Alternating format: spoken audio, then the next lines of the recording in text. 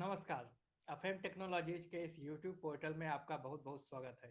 आज के इस वीडियो में मैं बात करूंगा कि कंज्यूमर का जो बाइंग प्रोसेस होता है, जो किस तरीके से कंज्यूमर जर्नी पूरी तरीके से डिसाइड होती है, कंज्यूमर प्रोडक्ट कैसे परचेज करता है, वो पूरा प्रोसेस कैसा होता है, उस प्रोसेस के बारे में मैं यहाँ पे डिस्कस करूंगा। आपको हेल्प मिलेगी कंज्यूमर प्रोफाइलिंग अच्छे से करने में, आपकी कंपनी की मार्केटिंग स्ट्रेटेजीज अच्छी बनाने में हेल्प मिलेगी। तो कंज्यूमर बाइंग प्रोसेस बहुत इंपॉर्टेंट चीज़ है। इसमें जो स्मार्ट कंपनीज होती है बहुत अच्छे से इसका यूज करती हैं, क्योंकि इससे उनको हेल्प मिलती है कंज्यूमर के हर स्टेज के बारे में। जैसे कि कंज्यूमर कहाँ से सीख रहा है, कंज्यूमर कहाँ से इंफॉर्मेशन गैदर करेगा, कंज्यूमर कैसे प्रोडक्ट चूज करेगा, कंज्यूमर कैसे प्रोडक्ट यूज करेगा, और उसके बाद अंत में कंज्यूमर कैसे उस प्रोडक्ट का जो वेस्ट होगा वो डिस्पोज कैसे करेगा। तो जो स्मार्ट कंपनीज होती हैं वो इसका बहुत अच्छे से यूज करती हैं। आज मैं इसको आपको बता रहा हूँ। एक कंज्यूमर एक प्रोडक्ट को परचेज करने से पहले, चाहे वो बी टू बी सेल हो चाहे वो बी टू सी सेल हो, वो प्रोडक्ट को परचेज करने से पहले 5 स्टेजेस से गुजरता है। जिसमें वो प्रॉब्लम, पहला स्टेज होता है प्रॉब्लम रिकॉग्निशन, जिसमें वहाँ पे वो प्रॉब्लम को आइडेंटिफाई करता है। सेकंड, इंफॉर्मेशन वो गैदर करता है, इंफॉर्मेशन सर्च करता है। थर्ड में अल्टरनेटिव्स जो उसके पास आते हैं, थर्ड स्टेप में उसका इवेल्युएशन करता है। फोर्थ में वो परचेज डिसीजन लेता है। और फिफ्थ में वो पोस्ट परचेज जो उसका बिहेवियर होता है वो उसका देखना पड़ता है। वन बाय वन हर एक स्टेज को समझेंगे, और कुछ जिन ब्रांड्स ने इन स्ट्रेटेजीज को अपनाया है मैं उनके कुछ एग्जांपल्स भी दूंगा, और उनसे अगर आप कुछ अपने बिजनेस में इम्प्लीमेंट कर सकते हो तो आपके लिए बहुत अच्छा रहेगा। 5 स्टेज का जो मॉडल है, इससे ये चीज़ क्लियर होता है कि जो कंज्यूमर है, जो प्रोस्पेक्ट होता है, वो प्रोडक्ट को परचेज करने से काफ़ी समय पहले उसका प्रोसेस स्टार्ट हो चुका होता है। जब वहां पर वो प्रॉब्लम को रिकॉग्नाइज करता है, प्रॉब्लम देखता है वो अपनी लाइफ में, तो वहां से ही उसका प्रोसेस एक प्रोडक्ट को परचेज करने का स्टार्ट हो चुका होता है। अब ये 5 स्टेज का जो मॉडल है, हर एक स्टेज पे, चाहे वो प्रॉब्लम आइडेंटिफाई करने को लेकर हो, चाहे वो इंफॉर्मेशन सर्च करने को लेकर हो, इवेल्युएशन ऑफ अल्टरनेटिव्स हो, परचेज डिसीजन हो, पोस्ट परचेज बिहेवियर हो, हर एक स्टेज पर आपकी कंपनी कंज्यूमर को हेल्प करने के लिए खड़ी होनी चाहिए। ऐसा नहीं होना चाहिए कि कस्टमर का प्रॉब्लम फुलफिल तो आप कर रहे हो, बट कस्टमर इंफॉर्मेशन कहाँ से गैदर करेगा, आप पता नहीं है, उसके लिए आप कंज्यूमर को कोई हेल्प नहीं कर पा रहे हो। तो हर एक स्टेज पर आपका कैंपेन, आपका मार्केटिंग कैंपेन रन होना चाहिए। हर एक स्टेज पर कंज्यूमर को आपकी कंपनी हेल्प करनी चाहिए, तब वह कंज्यूमर जाकर आपके प्रोडक्ट को परचेज करता है। हर बार ऐसा नहीं होता है कि कंज्यूमर हर एक स्टेज पर जाके अपना प्रोसेस करे। कई बार कंज्यूमर स्किप कर देता है। फॉर एग्जाम्पल, कंज्यूमर की प्रॉब्लम रिकॉग्नाइज कर ली, उसको टूथपेस्ट चाहिए, तो उसने अपना ब्रांड उसका पहले से प्रेफर होता है, वो डायरेक्ट परचेज डिसीजन पे आ जाता है। वो information search, evaluation of alternatives, ये दोनों स्टेप जो है उसके सामने हट जाते हैं। आप ही देख लीजिए, अगर आप अपनी कोई भी पर्टिकुलर चीज खरीदते हो, कोई शर्ट है, और उसके लिए आप कोई ब्रांड की चीज लेने जाते हो, तो आप डायरेक्ट, जब आपको शर्ट चाहिए होगी, आप डायरेक्ट परचेज डिसीजन ले लेते हो कि आपको इस ब्रांड की शर्ट चाहिए। आप इंफॉर्मेशन सर्च करने पर नहीं जाते हो, इवेल्युएशन ऑफ अल्टरनेटिव्स पर नहीं जाते हो। एक कस्टमर का जो बाइंग प्रोसेस है वो स्टार्ट हो जाता है जब कस्टमर या जो कंज्यूमर है वो प्रॉब्लम को रिकॉग्नाइज करता है, चाहे वो इंटरनल पर्पज की वजह से हो या फिर एक्सटर्नल पर्पज की वजह से हो। इंटरनल पर्पज क्या होता है कि किसी को टूथपेस्ट चाहिए तो वो एक इंटरनल पर्पज हो गया, किसी को शेविंग क्रीम चाहिए वो इंटरनल पर्पज हो गया, हेयर ऑयल चाहिए वो इंटरनल इंटरनल पर्पजेज है। एक्सटर्नल पर्पज कैसे हो जाते हैं, जैसे किसी को शो शो ऑफ करना है ना। आपकी जो बाइक वगैरह का कोई अगर शोरूम है, तो कंज्यूमर आपकी बाइक कई बार खरीद लेते हैं शो करने के लिए। कार का शोरूम, वहाँ पे एक्सटर्नल एस्पेक्ट्स आते हैं। शूज में कई बार लोग नाइकी का शूज प्रेफर करते हैं लोकल शूज के बजाय, क्योंकि उनको शो शो करना है। तो प्रॉब्लम जो रिकॉग्नाइज होगी वो दो चीज़ों की वजह से होगी, या तो कंज्यूमर के इंटरनल फैक्टर की वजह से होगी, या फिर कंज्यूमर के एक्सटर्नल फैक्टर की वजह से होगी। अब आप अपनी कंपनी में मार्केटिंग स्ट्रेटेजीज कैसे डेवलप करोगे? प्रॉब्लम रिकॉग्नाइज करने के लिए कस्टमर के पास आपको जाना होगा, और आपको पता करना होगा कस्टमर से क्वेश्चंस पूछ के कि वो अपने इंटरनल फैक्टर की वजह से वो आपके प्रोडक्ट को परचेज कर रहे हैं, या फिर किसी एक्सटर्नल फैक्टर की वजह से। अब जब आपको पता चल गया कि कस्टमर अपनी प्रॉब्लम को कैसे रिकॉग्नाइज करता है, तब आप अपने प्रोडक्ट को उस हिसाब से प्लेस कर सकते हो, अपने ब्रांड्स को उस हिसाब से कल्टीवेट कर सकते हो। अगर आपके ब्रांड को कंज्यूमर जानता है इंटरनल फैक्टर्स की वजह से, तो अगर आप ऐसा कोई भी प्रोडक्ट लेकर आते हो जिसकी वजह से कंज्यूमर को एक्सटर्नल फैक्टर पे शिफ्ट होना जाता है, तो दूसरा वाला जो ब्रांड होगा वो शायद कई बार आपका फेल हो जाए। जैसे जिलेट जिलेट का जो शेविंग मटेरियल है वो कंज्यूमर अपने इंटरनल फैक्टर की वजह से यूज करता है, ना कि एक्सटर्नल की वजह से। गूगल कंज्यूमर अपने इंटरनल की वजह से यूज करता है, एक्सटर्नल वो कंज्यूमर किसी को दिखाने के लिए थोड़ी नहीं करता है। लेकिन कोई पर्सन एक मोटर बाइक परचेज करता है या फिर एक कार परचेज करता है, शूज परचेज करता है, कोई वीमेन एक ड्रेस परचेज करती है, ठीक है, तो वो एक्सटर्नल फैक्टर की वजह से परचेज करता है। कई बार ऐसा भी होता है कि कस्टमर रिलायबिलिटी की वजह से परचेज करता है आपके प्रोडक्ट्स को। जहाँ पे क्लाइंट्स की बात आती है, क्लाइंट्स में ऐसा ज़्यादातर होता है, आपकी कोई मशीनरी है, आप स्टील बेचते हो, आपका माउल्ड है, डाई है, ऐसे ऑर्डर्स में कंज्यूमर जो होगा, जो प्रोस्पेक्ट होगा, वो रिलायबिलिटी देखेगा। वो इंटरनल फैक्टर या एक्सटर्नल फैक्टर नहीं देखता है, वो रिलायबिलिटी देखेगा। अगला स्टेप आता है इंफॉर्मेशन सर्च। कंज्यूमर इंफॉर्मेशन कहाँ कहाँ से सर्च करता है? चार ऑप्शन होते हैं: पर्सनल, कमर्शियल, पब्लिक और एक्सपीरियंशियल। पर्सनल में वो जाता है फैमिली, फ्रेंड, नेबर और जो अगल बगल के उसके लोग होते हैं, वहाँ से वो सलाह लेता है। जब कस्टमर अपनी प्रॉब्लम प्रॉब्लम को आइडेंटिफाई कर लेता है, अब क्या चाहिए उसको, प्रॉब्लम पता चल गई, अब उसे प्रोडक्ट चाहिए। प्रोडक्ट परचेज करने के लिए वो या तो फैमिली मेंबर्स वगैरह के पर्सनल में जाएगा, आसपास में कहीं देखेगा लोग कैसे किस प्रोडक्ट के बारे में बात कर रहे हैं जो उसकी नीड को फुलफिल कर सके, या फिर वो कॉमर्शियल में जाएगा, एडवर्टाइजिंग देखेगा, websites, email, sales peoples, dealers, packaging, display, ये सारी चीज़ें करते हो ना आप सब। जब आपका जो प्रोडक्ट है उसके लिए एडवर्टाइज करते हो, वेबसाइट करते हो, ईमेल्स है, सेल्स पीपल्स है, डीलर्स, पैकेजिंग, ये पैकेजिंग भी बहुत मैटर करती है। तो कस्टमर कॉमर्शियल पे भी जाके इंफॉर्मेशन सर्च करेगा कई बार, क्योंकि पैकेजिंग में काफ़ी सारी इंफॉर्मेशन मेंशन रहती है, कई कई कंज्यूमर पढ़ते हैं, मैं खुद पढ़ता हूँ, ठीक है। और उसके बाद पब्लिक में जाके देख सकता है सोशल मीडिया, मास मीडिया पे क्या क्या चल रहा है, सोशल मीडिया पे कौन से प्रोडक्ट की, ऐसी किस प्रोडक्ट के बारे में, किस ब्रांड के बारे में ज़्यादा चर्चा हुई है जो उसकी नीड को फुलफिल कर सकता है। एक्सपीरियंशियल में कस्टमर जाता है, कई बार हैंडलिंग एग्जामिन कर देता है, यूज करके प्रोडक्ट देखता है। कोई अगर कपड़े का शोरूम है तो वहाँ पे कस्टमर क्या करता है, कपड़ा एक बार ट्राई करके देख लेता है, तो वो हैंडलिंग एग्जामिन में आ जाता है, तो इससे परचेज सेल बढ़ जाती है। इंफॉर्मेशन कस्टमर इन्हीं चार तरीकों से सर्च करता है। अब आपके कंट्रोल में क्या क्या होता है? आपके कंट्रोल में कॉमर्शियल होता है, एडवर्टाइजिंग वगैरह ये सब आपके कंट्रोल में हो सकता है। पब्लिक, सोशल मीडिया वगैरह ये सब आपके कंट्रोल में हो सकता है। एक्सपीरियंशियल, हैंडलिंग एग्जामिन, कस्टमर अगर प्रोडक्ट को यूज कर सकता है, ऐसा कुछ अगर आप बता सकते हो, तो वहाँ पर इंफॉर्मेशन, कस्टमर का जो इंफॉर्मेशन सर्च करने का फेज होता है, उस पर आपकी कंपनी इस्टेब्लिश हो सकती है। इंफॉर्मेशन सर्च करने पर ऐसे देखो कि कस्टमर कहाँ से इंफॉर्मेशन गैदर कर सकता है, और उन सब जगहों पर आप अपने आप को इस्टेब्लिश कर लो। गूगल पे जा रहा है, गूगल पे आप जाओ, अपनी वेबसाइट बनाओ, ब्लॉग्स लिखवाओ, सोशल मीडिया पे आप रहो, एडवर्टाइजमेंट करवाओ, सेल्स पर्सन, डीलर अपनी सिटीज में, लोकल सिटीज वगैरह में वहाँ पे पैकेजिंग करवाओ, डिस्प्ले वगैरह सही से रखो आप अपनी, ठीक है। एक्सपीरियंशियल, अगर आप कुछ handling examine, customer product use कर सके, ऐसा कुछ एक्सपीरियंस कस्टमर के लिए डेवलप कर सकते हो। तो कस्टमर का जो इंफॉर्मेशन सर्च का जो फेज होता है वो थोड़ा आसान पड़ जाता है, और आपके ब्रांड की जो सेल होनी है वो थोड़ा वो भी इजी हो जाती है। जो कंज्यूमर्स होते हैं वो सबसे ज़्यादा इंफॉर्मेशन कॉमर्शियल फेज से निकाल पाते हैं, एडवर्टाइजिंग, वेबसाइट वगैरह, यहाँ से कंज्यूमर सबसे ज़्यादा इंफॉर्मेशन सर्च कर पाता है और वह डिसीजन लेने के लिए आगे बढ़ पाता है। इंफॉर्मेशन सर्च करने में भी कुल तीन तरीके का कस्टमर होते हैं। पहला जो होता है जो प्राइस डोमिनेटेड होता है, second type domination, third brand domination. जो प्राइस डोमिनेंट कस्टमर होता है वो सबसे पहले प्राइस के बारे में बात करता है। जो टाइप डोमिनेंट होता है वो टाइप के बारे में बात करता है। मान के चलिए किसी कस्टमर को कार परचेज करनी है, ठीक है, तो प्राइस डोमिनेंट जो कस्टमर होगा वो सबसे पहले प्राइस के बारे में बात करेगा।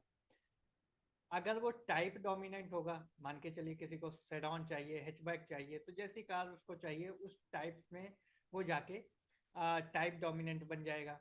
कुछ कस्टमर्स होंगे जो ब्रांड डोमिनेंट होंगे, किसी को ऑडी चाहिए, किसी को टाटा चाहिए, किसी को जैगुआर चाहिए, तो वह उसी ब्रांड की ही कार परचेज करेगा जाके। अब कस्टमर की इंफॉर्मेशन सर्च में और आप किस तरीके से मदद कर सकते हो? अगर कोई ग्रोसरी स्टोर है और वहां पर कोई प्रोडक्ट ब्रांड के हिसाब से रखा हुआ है, ठीक है, मान के चलिए अमूल ब्रांड है, अमूल ब्रांड का वहां पे प्रोडक्ट रखा हुआ है, दूध मिल्क होता है अमूल का, वो रखा हुआ है। आप अमूल का मिल्क अगर आप परचेज करते हो तो उसके बाद में आगे अमूल के अदर प्रोडक्ट्स भी रखे हुए हैं जो फ्लेवर्ड हैं, जो अलग अलग तरीके से, अमूल आइसक्रीम हो गई, अमूल लस्सी हो गई, अलग अलग प्रोडक्ट हैं।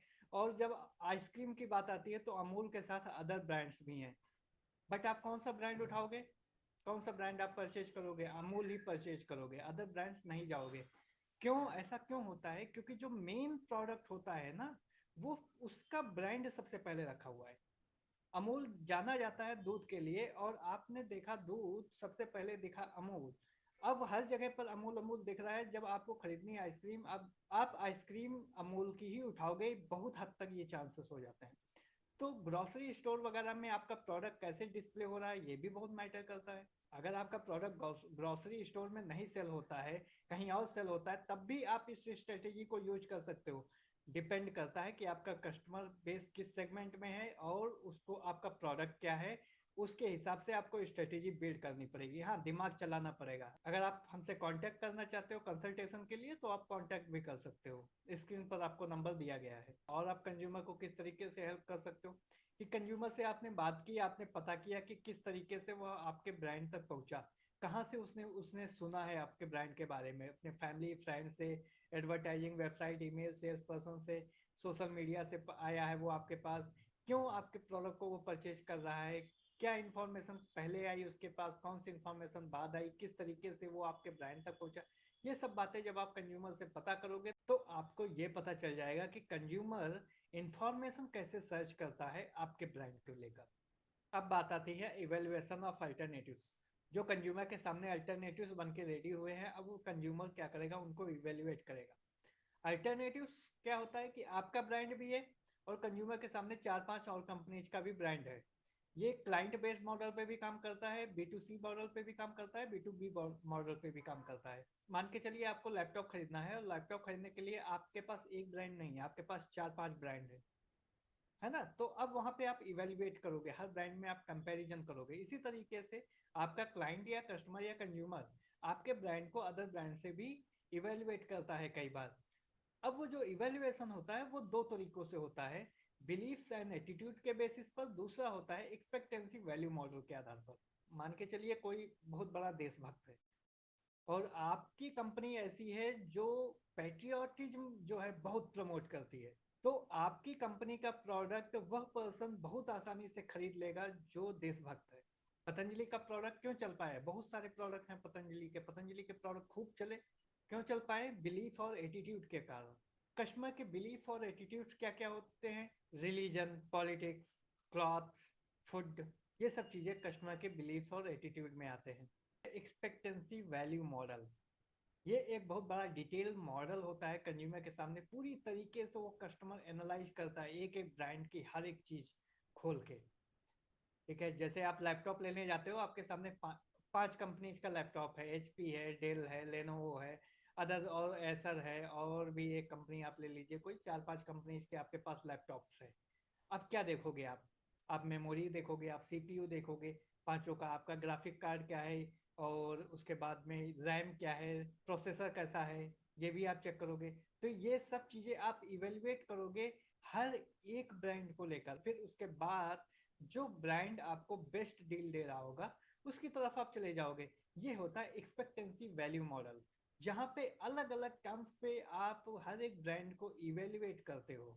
आपका कंज्यूमर ये बहुत बेहतर से जानता है, एक्सपेक्टेंसी वैल्यू मॉडल बहुत अच्छे से करता है, बिलीफ्स और एटीट्यूड के बेसिस पे वो प्रोडक्ट परचेज करता है। आप भी तो ऐसे ही प्रोडक्ट परचेज करते हो। आप भी कोई प्रोडक्ट परचेज करना है, कहीं से कोई डील करनी है, आप भी तो इन्हीं दोनों में से किसी एक कैटेगरी के थ्रू आप इवेलुएट करते हो अल्टरनेटिव्स का। तो कंज्यूमर भी वैसे ही करता है। यही चीज तो आपको समझनी है। उसी के हिसाब से तो एडवर्टीजमेंट आपको सेट करनी है, मार्केटिंग प्लान आपको उसी हिसाब से बनेगा, सेल्स स्ट्रेटेजीज आपकी उसी हिसाब से बनेगी, कोई दूसरा मेथड नहीं है। अब बात आती है परचेज डिसीजन की। जब इवेल्युएशन ऑफ अल्टरनेटिव्स हुआ तो उसके बाद उसका परचेज करने की तरफ इंटेंशन बढ़ेगा। तो दो फैक्टर काम करते हैं, दूसरों का एटीट्यूड क्या है और अनएंटिसिपेटेड सिचुएशनल फैक्टर्स क्या क्या है। अनएंटिसिपेटेड सिचुएशनल फैक्टर्स ये कैसे फैक्टर्स होते हैं? ऐसे फैक्टर्स जहां से कस्टमर का परचेज डिसीजन जो है वो बदल सकता है। ऐसे फैक्टर्स जहां पर जो दूसरों की सिचुएशन पर डिपेंडेंट हो जाते हैं, वहां पे कस्टमर भी इतना कंट्रोल नहीं कर पाता है। Attitude of others, customer others के एटीट्यूड देखता है, अगल बगल में कैसे है, वर्ड ऑफ माउथ इसका कैसा है, हर चीज से। परचेज इंटेंशन बनने के बाद कंज्यूमर इन दोनों से गुजरेगा, इन दोनों में से किसी एक से गुजरेगा और उसके बाद जाके कंज्यूमर परचेज डिसीजन ले लेता है। कुछ और चीजें मैं बता देता हूँ अनएंटिसिपेटेड सिचुएशनल फैक्टर्स में से। कुछ रिस्क होते हैं जो कस्टमर सोचता रहता है प्रोडक्ट परचेज करने से पहले, जो कि उसने कभी प्रोडक्ट को अगर यूज नहीं किया है खासतौर पर तब। पहला होता है फंक्शनल रिस्क। अगर फंक्शनल रिस्क अगर उसको लगता है कई बार अगर प्रोडक्ट सही से फंक्शन नहीं किया तो क्या करूंगा, ये रिस्क होता है, हर एक कंज्यूमर के माइंड में होता है। आप भी कहीं से बड़ी डील करते हो तो आपके माइंड में भी ये चीज रहती है ना। सोशल रिस्क भी होता है, फिनेंशियल रिस्क भी होता है। सोशल रिस्क ऐसा हो जाता है कि उस प्रोडक्ट का यूज करते हुए दूसरों के सामने एम्बेरस फील करना, ये सोशल रिस्क है। फिनेंशियल रिस्क ऐसा हो जाता है कि प्रोडक्ट जो पैसा पे किया उतनी वर्थ का वो प्रोडक्ट नहीं निकला। तो इस तरीके से कुछ अनएंटिसिपेटेड सिचुएशन फैक्टर्स के अंदर ये सारी चीजें आती हैं, जिसकी वजह से कस्टमर स्विच कर सकता है, परचेज डिसीजन को डिले कर सकता है। तो आपकी कंपनी में कंज्यूमर कैसे परचेज डिसीजन बनाता है, उसके बेसिस पर कंज्यूमर के परचेज डिसीजन को थोड़ा अगर शॉर्ट कर दो, सिंप्लीफाई कर दो तो और ज़्यादा बेटर रहेगा। किस तरीके से कर सकते हो ये आपको सोचना है। अगर नहीं समझ में आ रहा है तो कंसल्टेशन के लिए कॉल बुक कीजिए, स्क्रीन पर नंबर है, मैं आपको हेल्प करूंगा। फंक्शनल रिस्क है, फिजिकल रिस्क है, फाइनेंशियल है, सोशल है, साइकोलॉजिकल है, टाइम रिस्क है। ये सारी चीज़ें साइकोलॉजिकल होता है कि मान के चलिए मेंटल किसी भी तरीके से उसको इफेक्ट ना कर जाए वो आपका प्रोडक्ट यूज करने को लेकर, ये भी एक तरीके का रिस्क होता है कंज्यूमर के माइंड में कि वो प्रोडक्ट परचेज करने के बाद आपके वो कंज्यूमर के लिए मेंटल स्ट्रेस ना बन जाए। आपके साथ भी कई बार ऐसा होता है कि आप अपने किसी क्लाइंट के साथ डील करते हो, पैसा भी पे कर देते हो, उसके बाद वही क्लाइंट आपके लिए सरदर्द बन जाता है। तो एक एक साइकोलॉजिकल रिस्क इस तरीके से इन्वॉल्व रहता है। अब बात करते हैं पोस्ट परचेज बिहेवियर की। कस्टमर ने प्रोडक्ट को परचेज कर लिया, अब कस्टमर का पोस्ट परचेज कैसा हुआ। पोस्ट परचेज मतलब प्रोडक्ट बिक जाने के बाद कंज्यूमर का बिहेवियर कैसा है। आपकी कंपनी का काम प्रोडक्ट सेल होते ही खत्म नहीं हो जाता है। पोस्ट परचेज बहुत ही इंपॉर्टेंट फैक्टर है, यही डिसाइड करता है कि कंज्यूमर दोबारा आपके ब्रांड के पास वापस आएगा या फिर वहीं से ही छोड़ जाएगा। कस्टमर ने प्रोडक्ट परचेज कर लिया, अब उस प्रोडक्ट का यूज करेगा। कस्टमर ने नीड रिकॉग्नाइज की, उस नीड की वजह से कस्टमर ने कोई प्रोडक्ट परचेज किया। अब जो वो कस्टमर की नीड थी, उस नीड को अगर आपका प्रोडक्ट फुलफिल कर पाया तो कस्टमर सेटिस्फाइड है, और अगर उसकी एक्सपेक्टेशंस को फुलफिल नहीं कर पाया तो कस्टमर डिससेटिस्फाइड होगा। और यहीं पर प्रोडक्ट अगर आपका कस्टमर की एक्सपेक्टेशन से ऊपर चला गया तो कस्टमर डिलाइट फील करता है। और यही तीन फीलिंग्स हैं कस्टमर के अंदर, सेटिस्फैक्शन, डिससेटिस्फैक्शन और डिलाइट फीलिंग।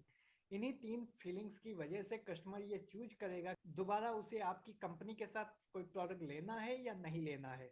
आपके प्रोडक्ट की परफॉर्मेंस और कस्टमर के एक्सपेक्टेशन के बीच में जितना ज़्यादा गैप होगा, कस्टमर उतना ज़्यादा डिससेटिस्फाइड होगा। दूसरी चीज आती है पोस्ट परचेज एक्शन। मैंने पहले स्टेप में बताया सेटिस्फैक्शन में तीन चीज होगी, या तो कस्टमर डिलाइट फील करेगा, या तो डिससेटिस्फाइड होगा, या फिर सेटिस्फाइड होगा। अगर कंज्यूमर आपका सेटिस्फाइड है तो वो चूज कर सकता है कि आपके ब्रांड के प्रोडक्ट को दोबारा परचेज करे। अगर वो डिलाइटेड फील कर रहा है तो वो डेफिनेटली आपके ब्रांड के प्रोडक्ट को दोबारा परचेज करेगा। बट अगर वो डिससेटिस्फाइड है तब वह कुछ भी कर सकता है, फिर वो जाके सोशल मीडिया पे आपके बारे में कुछ लिख सकता है, वो अपने फैमिली फ्रेंड्स में बातें फैला सकता है आपके ब्रांड के साथ, ब्रांड के बारे में। और प्रोडक्ट अगर महंगा है तो लॉयर्स के थ्रू कोर्ट तक आपको घसीट सकता है। अब ये पोस्ट परचेज एक्शन, सेटिस्फैक्शन, ये सब कैसे हम कंट्रोल कर पाते हैं, इसके लिए प्रॉपर एक टेक्नोलॉजी होती है जिसको बोलते हैं CRM, कस्टमर रिलेशनशिप मैनेजमेंट। अब इस टेक्नोलॉजी के थ्रू हम ये पूरा का पूरा स्टेप स्ट्रक्चर जो है उसको हम मेंटेन कर सकते हैं। अगर आपकी कंपनी में टेक्नोलॉजी नहीं है तो आप एक समय बाद कंपनी बंद करके आप निकलोगे, या फिर आप स्ट्रगल करोगे, 10-10, 20-20, 40-40 हजार रुपए में आप स्ट्रगल करोगे अपनी कंपनी को लेकर। ये भी बहुत मैटर करता है कि आपका कस्टमर कैसे यूज करता है प्रोडक्ट को, और कैसे वो उसके जो रॉ मटेरियल, जो उसका एक्सेस मटेरियल होता है, कैसे वो उसको डिस्पोज करता है। कई बार कंज्यूमर नहीं ध्यान देता है और वो ज़्यादा लंबे समय तक स्टोर करके रख लेता है अपने पास प्रोडक्ट को। तो स्टोर करके रखेगा, दो चीज़ें हो सकती है। एक्सपायरी डेट आ सकती है, प्रोडक्ट खत्म हो जाएगा, प्रोडक्ट बेकार हो जाएगा।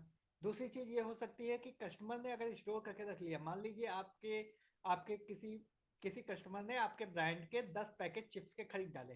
अब वो रखे हुए बैठा हुआ 6 महीने तक, आपके प्रोडक्ट को खरीदने दोबारा नहीं आएगा 6 महीने तक। तो पोस्ट परचेज यूजेज में हमको ये इन्फ्लुएंस करना पड़ता है कस्टमर को कि वो जल्दी से अपने प्रोडक्ट को जो उसने खरीदा है उसको कंज्यूम करे और दोबारा से हमसे आके प्रोडक्ट परचेज करे। और डिस्पोजल में हम ये ध्यान देते हैं कि कस्टमर जो एक्सेस मटेरियल होता है वो कैसे उसको डिस्पोज करता है।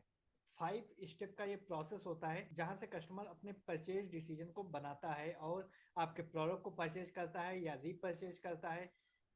ये पांचों स्टेप में जो भी मैंने बताया है, आप अपने ब्रांड में क्या चीजें किस तरीके से इंप्लीमेंट कर सकते हो ये आपको देखना है। ये मैंने बहुत शॉर्ट में बताया है, इसीलिए इतना छोटा वीडियो बना। अगर मैं इसको और एक्सप्लेन करता, ब्रांड के केस स्टडीज लेने लग जाता, तो ये आधे घंटे से ज्यादा का वीडियो बन जाता। बट इसको मैंने बहुत शॉर्ट में रखा है। अगर आप हमसे कंसल्टेशन कराना चाहते हो, मार्केटिंग को लेकर सेल्स टीम आप बिल्ड करना चाहते हो, उसको अच्छे से ग्रो करना चाहते हो, अपने बिजनेस को बेहतर करना चाहते हो, तो आप मुझसे कांटेक्ट कर सकते हो। स्क्रीन पर दिए गए नंबर पर कॉल कर सकते हो या व्हाट्सएप कर सकते हो। धन्यवाद। आपके नेटवर्क में कोई भी पर्सन हो तो उनको आप ये वीडियो शेयर कर सकते हो जो बिजनेस रन करते हो। चैनल सब्सक्राइब नहीं किया तो आप चैनल सब्सक्राइब कर लीजिए ताकि हम जब भी वीडियो डालें आप तक उसका नोटिफिकेशन वगैरह पहुंचे।